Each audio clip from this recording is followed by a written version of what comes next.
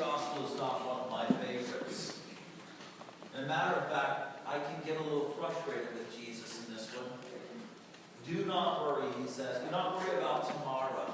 Well, that's all well and good, Jesus, in first century Palestine, but we don't live there. We live in the 21st century, technologically advanced and sort of enlightened. And we have things to worry about. You have to worry about midterms. I have to worry about this building and all the other buildings in the parish and your souls.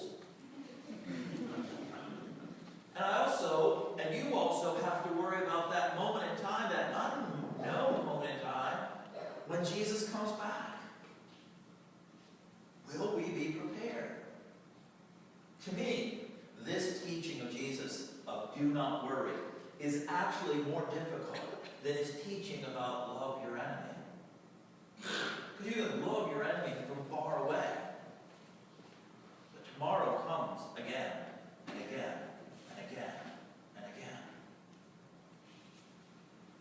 So, why is this gospel part of what we hear every year or every 3 years?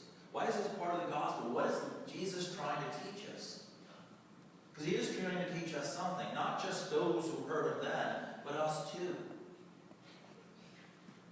Well, it's a fairly simple, very simple lesson.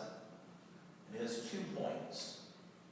First, God must be first in your life. As I said several weeks ago, if you try to straddle the fence, if you try to say, okay, I'm going to love God, but I'm going to seek the success of this world, seek the things of this world, seek the comfort of this world, then you're going to be out of balance. God has to be first. And you allow that relationship with God to color everything else in your life.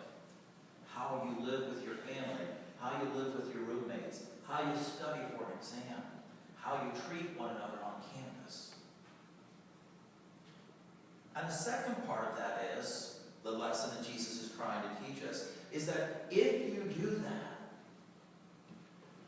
doesn't mean that your life is all of a sudden going to become sunshine and unicorns. It simply means that you have no need to worry. That the one in whom you place your trust, the one you put at the center of your life, is never going to abandon you. So that no matter what is going in your life, whether it's something that causes you great joy or causes you great pain, there is no need to worry. There is no need to be anxious. Because God is with us.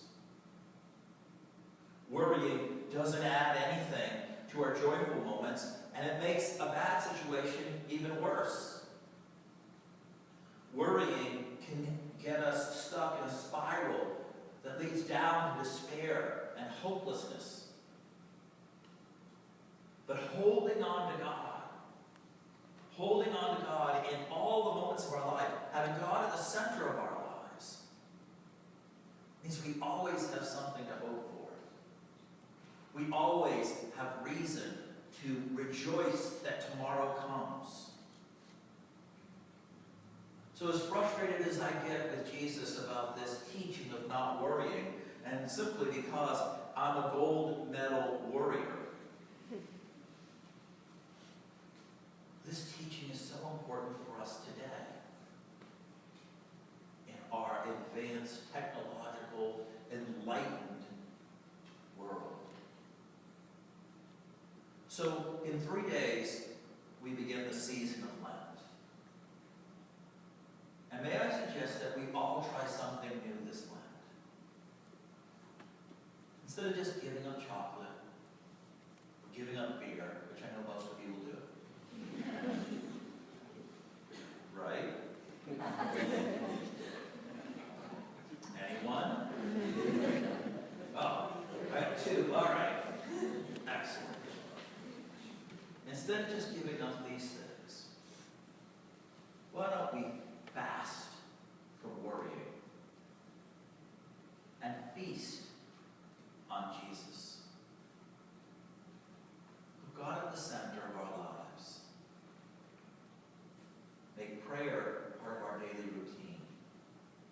see the